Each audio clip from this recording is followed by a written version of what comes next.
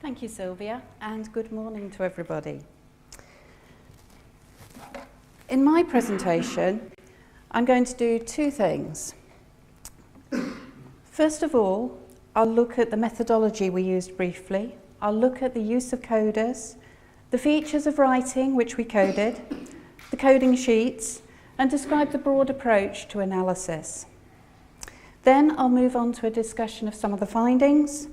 As Sylvia said, it isn't going to be possible to talk about every feature, so we've picked out some of the features of interest to discuss today. The method has been developed and extended throughout iterations of the project. Details of the early methodology based on a single sentence as written by students, and including investigation of such features like spelling and punctuation, are available in our previous publications from 1996 and 2005, as you can see on the screen. They describe data gathered in 1980, 1993, 1994 and 2004.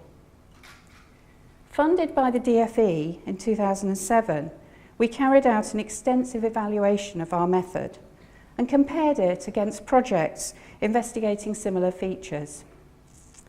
As a consequence, we extended the method to incorporate a 100-word sample of each student's writing and a whole text element, which has enabled us to look at features such as paragraphing. In the process, we reanalysed script samples from 2004 in order to compare them with 2007. So moving forward to the 2014 study, we've collected data on 12 different features of writing, including over 40 separate codings. And these were recorded on two separate coding sheets, one for the 100-word analysis and one for the whole text features. The 100-word codings consisted of punctuation, stops, commas, apostrophes, and other forms of punctuation, capitalisation, correct capitals used at the beginning of a sentence, correct capitals used for proper nouns, and capital letters added incorrectly to non-proper nouns. We looked at verbs, incorrect tense and lack of subject-verb agreement. We looked at sentence structure, simple sentences, multiple sentences, coordination, subordination. We rated the sophistication of words used. We looked at instances of informal language. Now, this is the only measure that we don't feed back on in the report you have in your packs today. We do have the data, but the format is of extensive lists of informal and non-standard phrases, and it's going to take us more time to fully analyse and report back on this element of the study. Lastly, from the 100-word sample, we look at spelling errors. From the whole text analysis,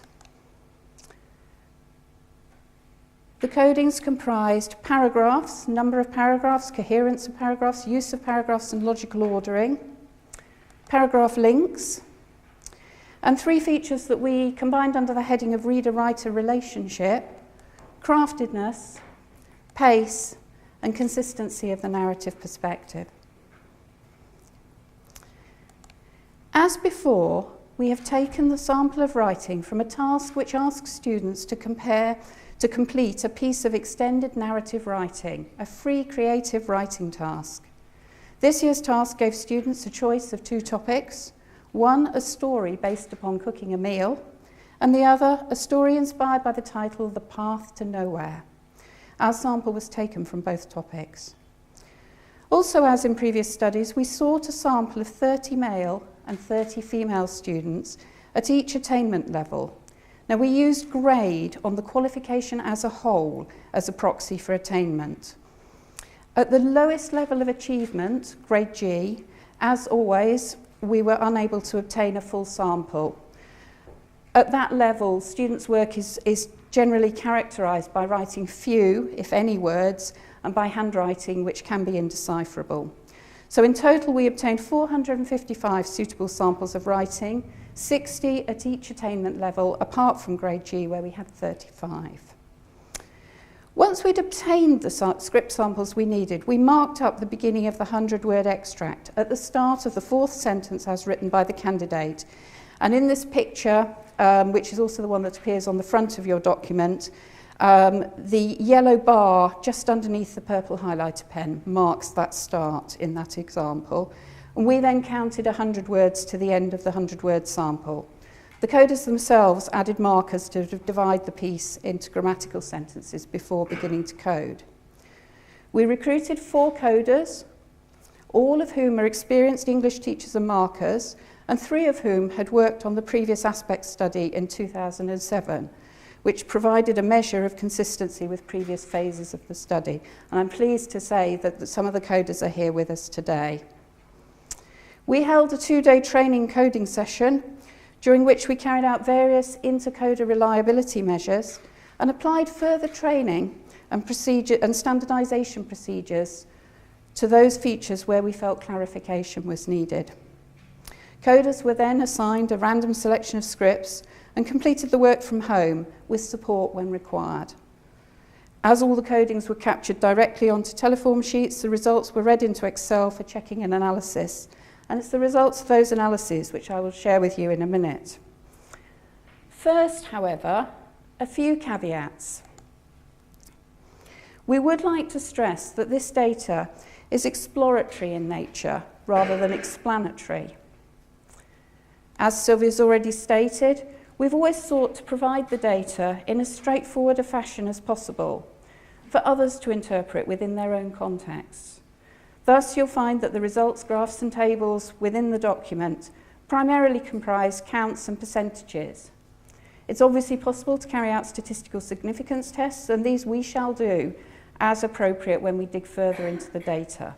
It's not appropriate to just apply generic tests to every piece of data we produce.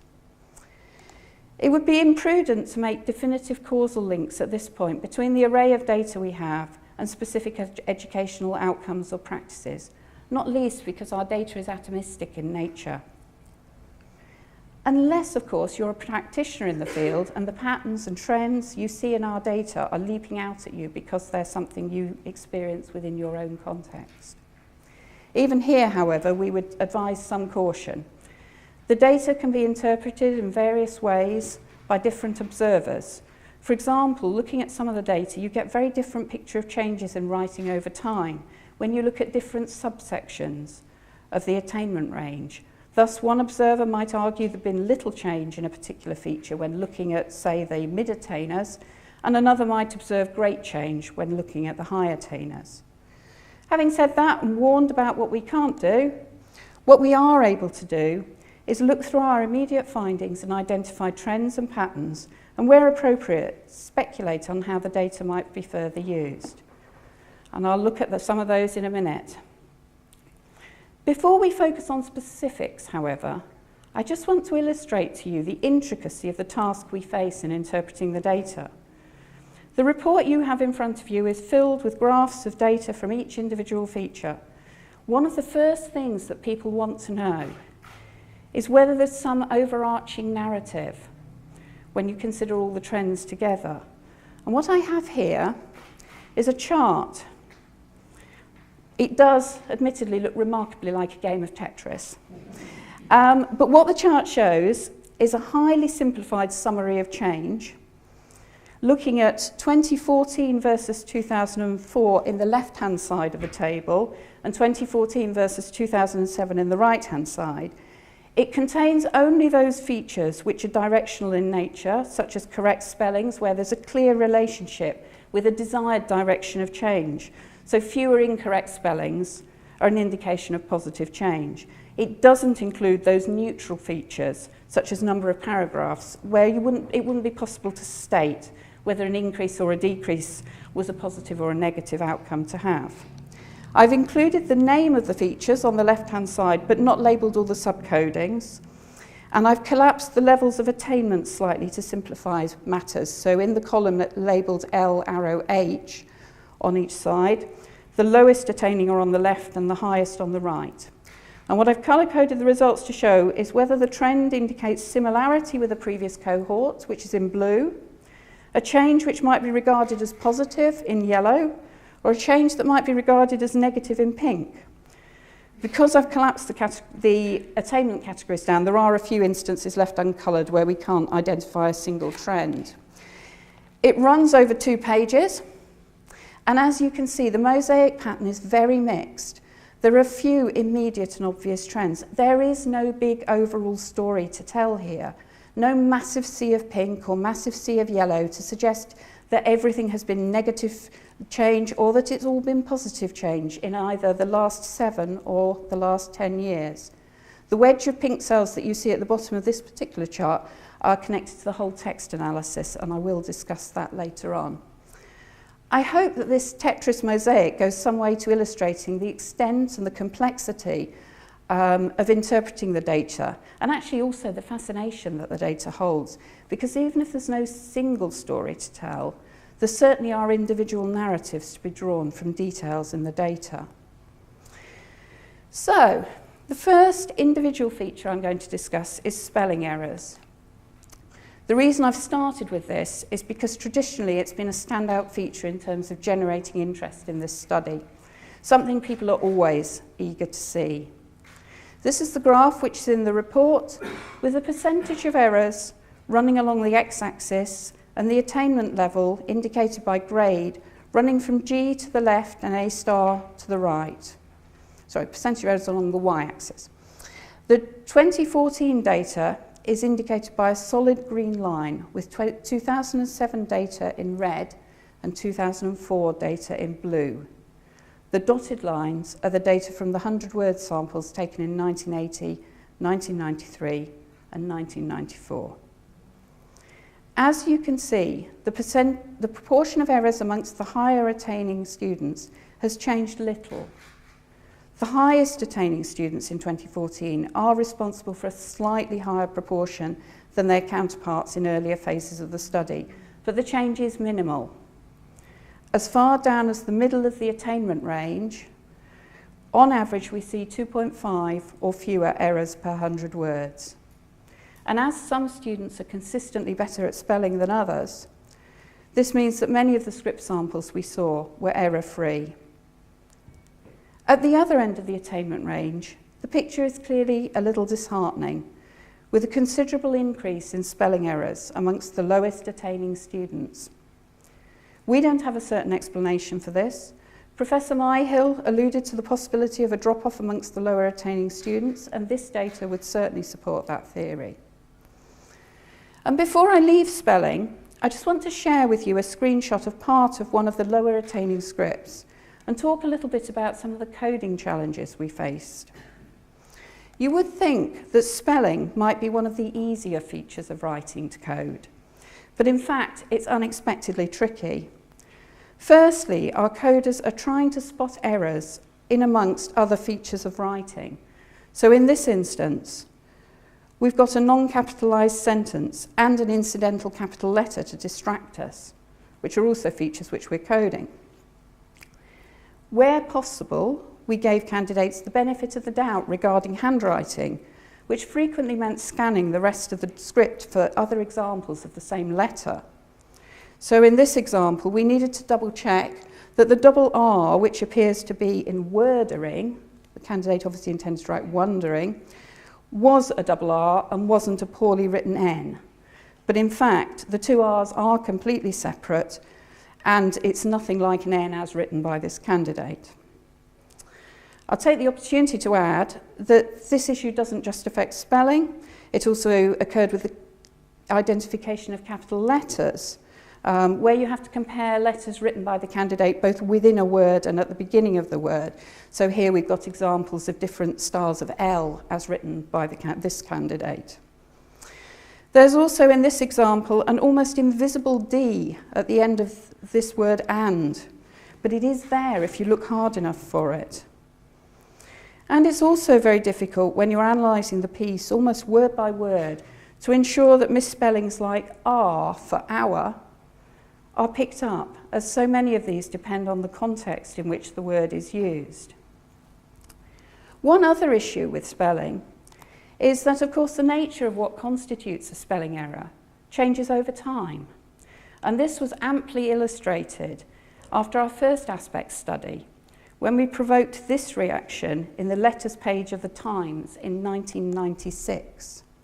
The suggestion in the study by the University of Cambridge Local Examination Syndicate that all right is an incorrect spelling as against all right is a piece of pedantry long overdue for scrapping. Notwithstanding the fact that if you look online, the debate about all right and all right is still ongoing. They haven't solved it in 20 years. And it's another example of where context might make all the difference. The writer is right in principle, and we're mindful of the fact that some of the features of writing we're investigating are dynamic, not static. Whilst we're still on the letters page of the Times from 1996, which I have here with me, I note with interest that our study then prompted interested reactions from Middlesex University, who were looking to run some courses to improve features of undergraduates' writing, from someone who was debating how the teaching profession might take our findings forward, and from the Archdeacon of Pontefract, who posited the theory that the decline in learning Latin might have been influential upon candidates' writing in our spelling samples then. These are the types of questions that actually we hope to generate through the publication of our work. Now, this isn't the last you're going to hear about spellings today. We knew we would want to carry out some more investigations into the nature of the spelling errors, and Nikki will describe those later. What I hope I've done is set the scene for that. Moving on to punctuation, and as picked up by Professor Myhill, there was some tentative indication of improvement in some of these features. For example, in the case of commas, there were slightly fewer omitted commas across the entire attainment range. Correct use of comma increased at highest levels of attainment compared to 2004, but wasn't quite as high as we saw in 2007. There were also fewer comma splices compared to 2004. A comma splice occurs when a student joins two independent clauses together with a comma rather than making them into two sentences or joining them with a conjunction. So we have an example here. It became uncomfortable and I noticed the cold, comma, I started to shiver and zipped up my jacket.